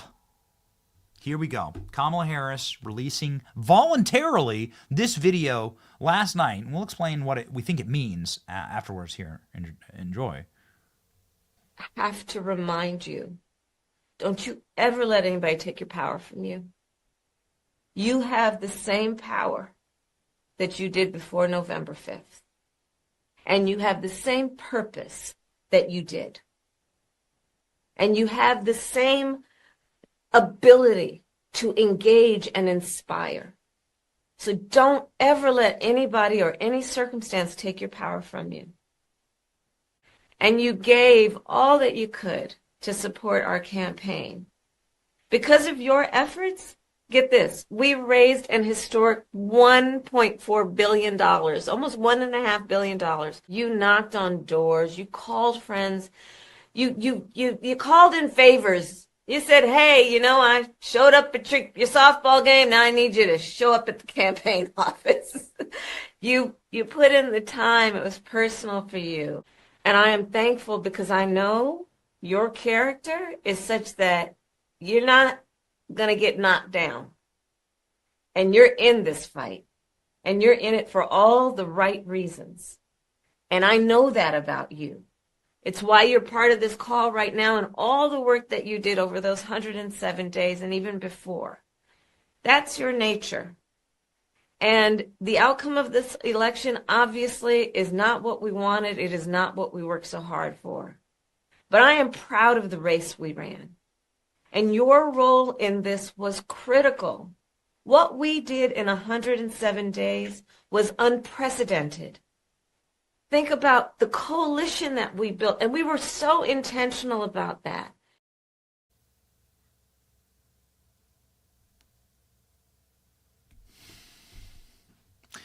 I'm not proud of the fact that I spent a lot of my time in college in a bar and a lot of my young professional life in a bar, something I'll advise my children against. But I did. University of Iowa is where I went to school. It was like nothing to do other than drink. A lot of bars there. And I've heard this speech. I've heard that exact speech before. And I'm like, what it is it's 2 a.m. There's like two women. They're sloshed off their ass. And one is giving a speech to another about like a breakup. And it starts with seriously, girl. And then it goes into exactly this Kamala Harris speech. The exact same speech. You could just replace all the words because the words are meaningless. The words don't mean anything. The girl, it's like 19 tequila shots in. In her mind, she thinks she's like writing poetry as Bill Shakespeare. But she actually just is making Teletubby nonsense. I was like, we were intentional about the indescribable power of this moment, and intentional in the coalition that was put together for me, you, but greater for the vibe of this moment that is so core centralized into who we are as a people. Shut up! Like you didn't say anything. It's been my problem with the entire campaign. Like, you're just the dumbest you need a helmet. You must wear a helmet. I'm worried. Like, you need to like, somebody needs to do an intervention. I fear that she won't be able to, like, not take a fork and shove it into an electrical socket in the kitchen. I worry about it. I don't want anything necessarily bad to happen, but I think the people at the DNC do, because they're the ones who released this video. The DNC, the official handle of the DNC, of which I might add, we have 1 million more subs on X than the Democrat handle of the Democrats. In case you're wondering where the vibes are, what's going on here? Bomb. What is this? Wow! Holy smokes! Breaking news. Apparently a bomb squad is at the Florida home of Matt Gaetz, having received a pipe bomb threat. Goodness. So say prayer. We do live in dangerous times. Some breaking news here. Pray for Matt Gaetz, friend of the show. We were just near his home when we evacuated from the hurricane. So, breaking news show, ladies and gentlemen. We'll guys, check in with Matt Gaetz and his team. Just make sure everything's okay. We've been communicating pretty regularly with them. So, okay, what does this moment mean for Kamala Harris? Like, what does this mean? They're destroying her. They're clearly trying to destroy Kamala Harris forever. That's what it means. The release of this video, nobody who loves Kamala Harris would ever allow her to speak like that on camera. Where's Doug Emhoff off beating his girlfriend? Where's her family exactly? Where the hell are they? They're nowhere to be found. Like, you prevent people who are spiraling from, like, hurting themselves. And it says that clearly nobody loves Kamala Harris. It's really sad. It's honestly, it's really sad. Let's jump on into some just really quick reactions here from the internet about this video. We posted the full 10-minute video. Please don't watch it. It's up on our page. Please don't go watch it. If you're a glutton for punishment over the Thanksgiving holiday and you're criminally bored, then fine. Trump broke Kamala. Kamala emerged and looks like she plowed through 12 cases of Cabernet and then decided to join the Wicked Movies Insufferable Press Tour, says one of our producers, Danny. Go follow Danny. He's really funny. Kamala is so broke that she's reciting old speeches on boxed wine. She is actually reciting old speeches. We have the clip. Never let anyone take your joy from you. I call myself a joyful warrior. Right? Never let anyone take your joy from you. You do what you gotta do. And isn't that a wonderful way to live? To know you have purpose. I just have to remind you, don't you ever let anybody take your power from you. Shut up. I've never heard anybody speak for longer. Every Kamala Harris clip feels like it's like 10-hour clip. There's only 90 seconds, right? Like, the full montage is only 90 seconds. It feels like 2 days of my life were just wasted because she's not saying anything, because she doesn't believe anything, because she's not real. You turn on the lights, she disappears. She's not real. She's not a real person. She's a sick experiment gone horribly wrong. And it's over now. Kamala Harris threatens to run again in 2028. The Democrat Party posts this. Here's ALX posting what this. They actually put this up. It says 24,000. This is a ratio of the century on X here. Maybe the Jaguar ad has a worse ratio, but that's about it. 11,000 reposts, 24,000. Have you been drinking? She's hosed. This is your liver. This is your liver on alcohol. Okay. Yikes. Why would the Democrats post this video of a clearly drunk Kamala? They want her career over. Everyone's saying the same thing. Guessing the staffers who tweeted this are still pretty mad that Kamala Harris blew $1.5 billion and then laid them off right before the holidays and wouldn't pay them. This is putting her, who proved her being clearly drunk? She's drunk. That's what everyone's saying. One more drink and we'll do it live. Yeah, she's been drinking a lot. We love this. Good riddance, everyone's saying. You lost. She is just, somebody needs to get her to an AA meeting. Everybody's saying, like, please, somebody get Kamala help. Don't post this. Well, no matter what you do, don't do this. How many bottles do you think she's gone through since Election Day? Hasn't even been a month. It's only been 3 weeks. What happened to? I love this one. You remember Hillary Clinton wrote, what happened? What happened? Oh, man. Bro. Woof. Buzz your girlfriend. Yikes is right. Shame on her staff for releasing this, says Meghan McCain, somebody who would know about, embarrassing losses, right, in landslides. This happened to her dad in 2008. This is embarrassing. Also, why would she let herself be filmed in this state? Ooh, yikes. Kamala delivers message on her dejected supporters, bragging about how they raised $1.5 billion to give to Oprah and to Lizzo. It was all a giant scam. Yeah, it was. It's funnier with the Trump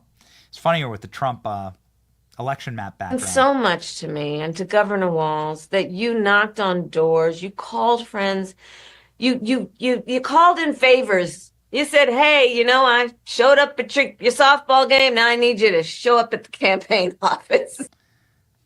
Did anybody do that? Like, what is she talking about? Does she understand does she understand humans? Like human beings who are alive today that like breathe and are like, did she understand how human beings work? Like this is spoken by somebody with no friends. It's so sad. Somebody with no friends, with no convictions, with no soul. Look at that face. It's the sad eyes, right? People smiling with sad eyes. It's this horrible thing where you can't see the whites of their eyes and you can tell that there's so much pain behind it all. And it's like the smile of the Joker in Batman, where it's like something plastic that's been painted on your face, but it's not real. Like it's a horrible thing to see. Oh, it's demented. It's evil. It's awful. Oh. You put in the time. It was personal for you. Because of your efforts, get this, we raised an historic $1.4 billion, almost $1.5 billion. The work must continue of reminding ourselves that we have an ability to stay engaged in a way that will make a difference. The work that you all did, it's going to have lasting effect. The election didn't turn out like we wanted it to. Certainly not as we planned for it to. And I know this is an uncertain time. I'm clear-eyed about that. You're not clear-eyed about anything. Look at your eyes. You're bleary-eyed. You're blackout drunk. Look at the way that look at her face. Look at that. What is that? It looks like one of those blow-up dolls. It's like a blow-up doll you ordered from South Korea. Look at that. What is it? What does this look like, Eric? What does it look like? It looks like pain. Yeah, it does. It looks like the worst hangover. Looks like somebody got hit with the makeup shotgun from The Simpsons. It got put in a brown suit. Amazing that she's not wearing her $65,000 Tiffany's necklace in this. And got injected with who knows what. And then trotted out. What's she saying? You have the same power that you did before November 5th. And on this practical eve of Thanksgiving, I wish everyone a happy Thanksgiving with the ability and to find the ability. She just hiccuped. Did you hear that?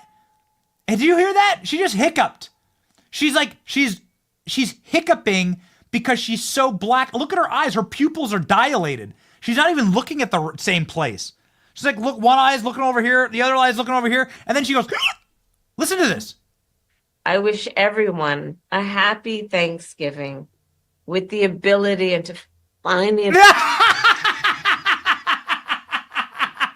it's like,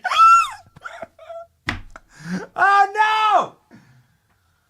Oh, here we go. All right, here's. I'm Kamala Harris. I want to know that we raised $1.5 billion for Oprah.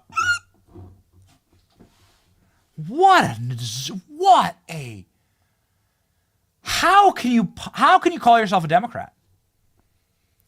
How could you do it? How do you disgrace yourself? Look what your leaders think of you. Oh, it's so repulsive. My aunt, after her 5th glass of wine at Thanksgiving, is saying, Kamala Harris has released her first video since the election, and she sounds like a drunk girl hyping me up in the women's restroom. Who in their right mind made Kamala post this? Kamala's message to voters, man, I really hope she runs again. Worst candidate ever. You are not, in fact, watching SNL. This is a real video the Democrats put out of Kamala Harris. Oh my God. Live look at Democrats pretending that they never saw Kamala Harris give a drunk-ass goodbye speech. Yes, right. How do you even have a party after this? Hillary lost. She was entitled to go get drunk. I love this. This is from Tristan Tate. This is such a great point. She's the vice president right now.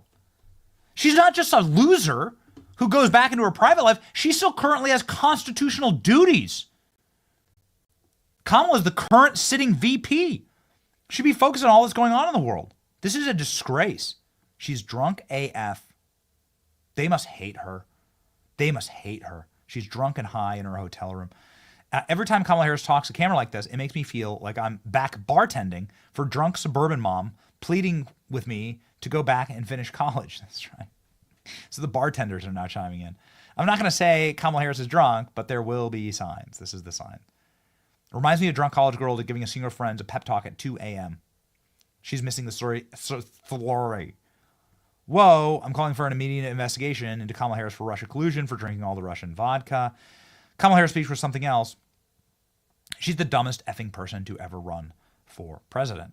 For all the people who donated $1.5 billion to Kamala Harris, your money, toilet flush. After watching Kamala's weak and cringe, wasted video yesterday, I have little doubt that if she would have won, the USA would be over. For that, we are deeply, deeply, profoundly thankful.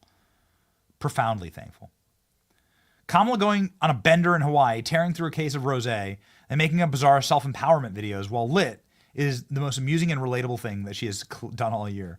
Her favorability will peak. I'd read a 5,000-word article on how this got approved for release. Yeah, who approved this exactly? Is she drunk? Of course. Here's one of Donald Trump's senior advisors, Tim Murtaugh. Take some time to reflect on the fact that they posted this on purpose. Yeah. They put this up to sabotage her. To destroy whatever could potentially be left of her political career. No video like this would have ever been released by a politician who is not hated by her staff. That's what everyone's saying. Good grief, says Piers Morgan. Why have you posted this? She sounds like a broken woman. They are. It's completely broken. But it's actually something that I'm happy that everyone gets a chance to see. Because there's real joy. There's actual joy in life, which is the joy that you see demonstrated by Robbie Starbuck in protecting his children and fighting for his children's future. Like where people can actually stand and explain their opinions without a teleprompter because we believe them. And then there's this fake and fraudulent joy, which isn't joy. It's anti-joy. And it's this like deeply embittered hatred of the systems and country around you. You actually hate people because they're happy and because they live happy lives. This is what you saw with all the cat ladies for Kamala stuff. Like Taylor Swift totally embraced this. It's why you should burn all your Taylor Swift CDs. And honestly, like this is the kind of ideology that must be defeated. Where you because of your own weakness and because of the disappointments that you've had that you're responsible for in your life, You take that out on society. You victim blame everyone else. And you call that joy. It's not joy. It's not. True and lasting joy comes first from the Lord, then from following living an orderly life. Fall in love, have kids, find purpose.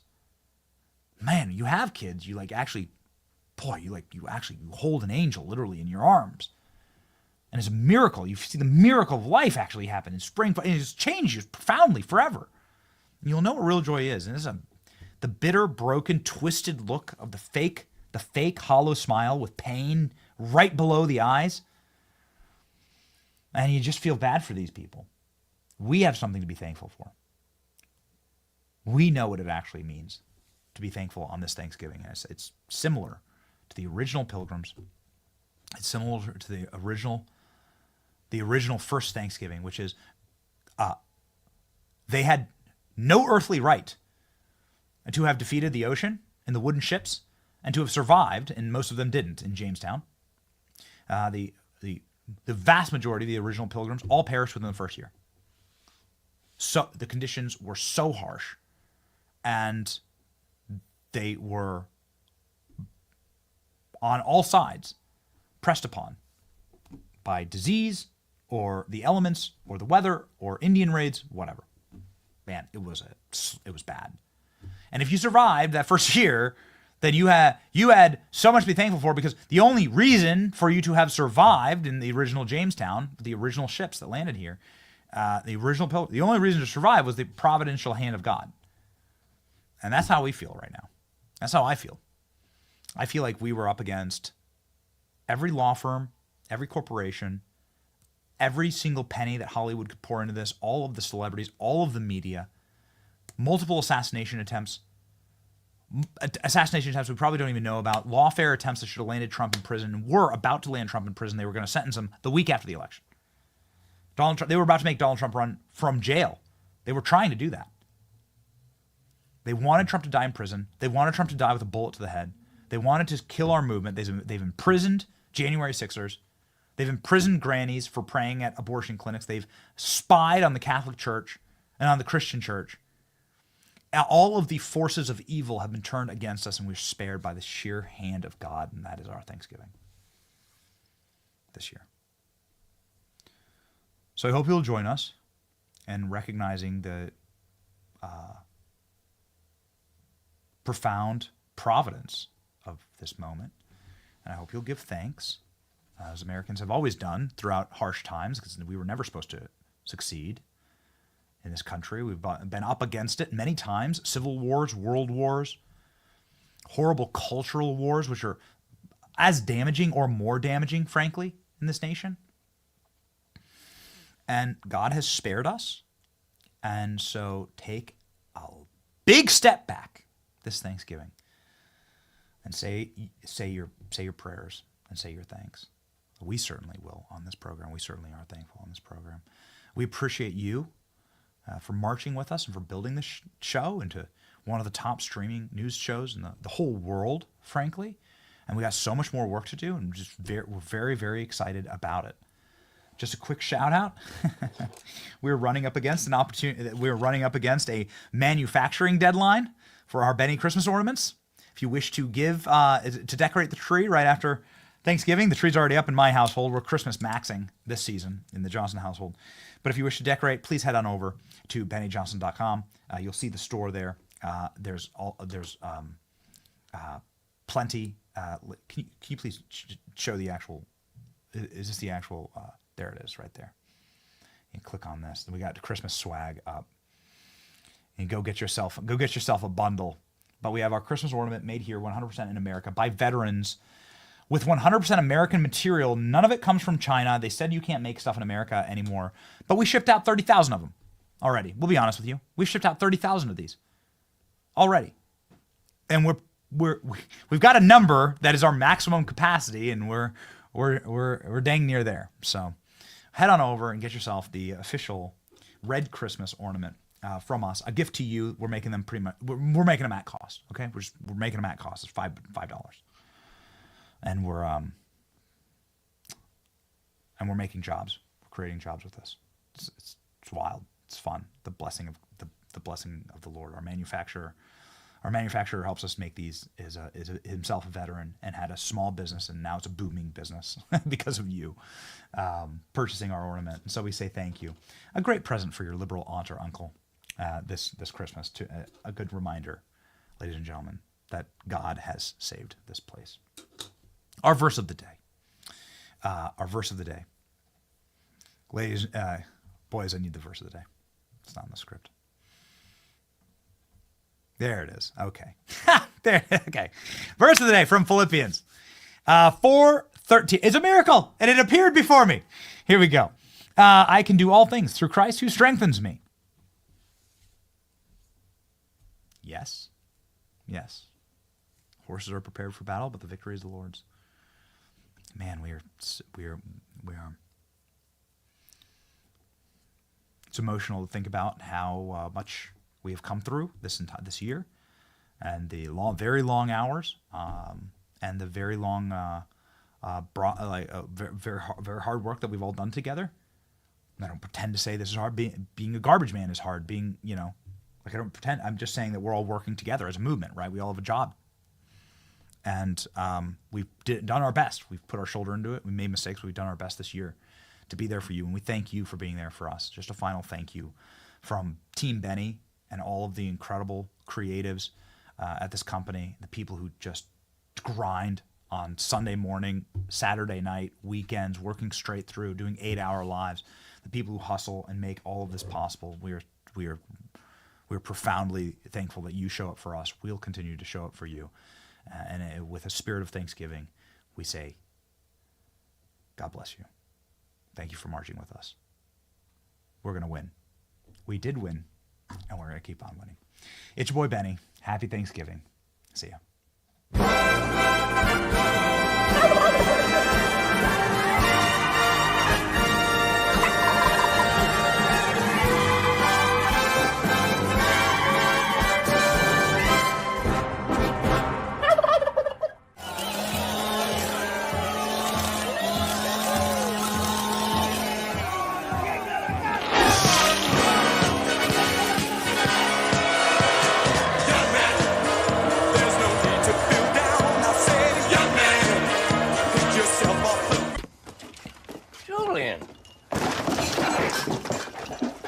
I don't know where I felt like I get a little drink around here, do you, bud?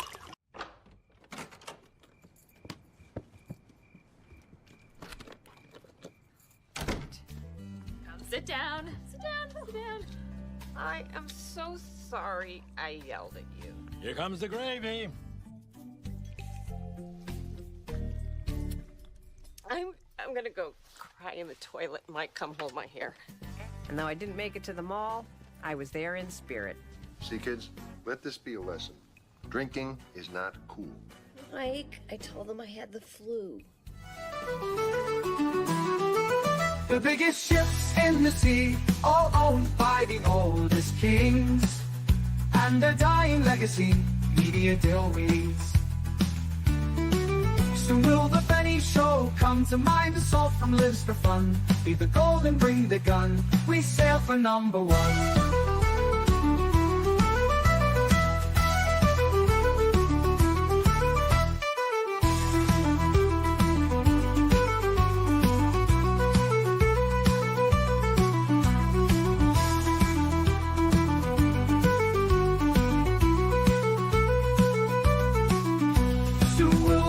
Show come to mind. The salt from lives for fun. Leave the gold and bring the gun. We sail for #1. The biggest ships in the sea, all owned by the oldest king.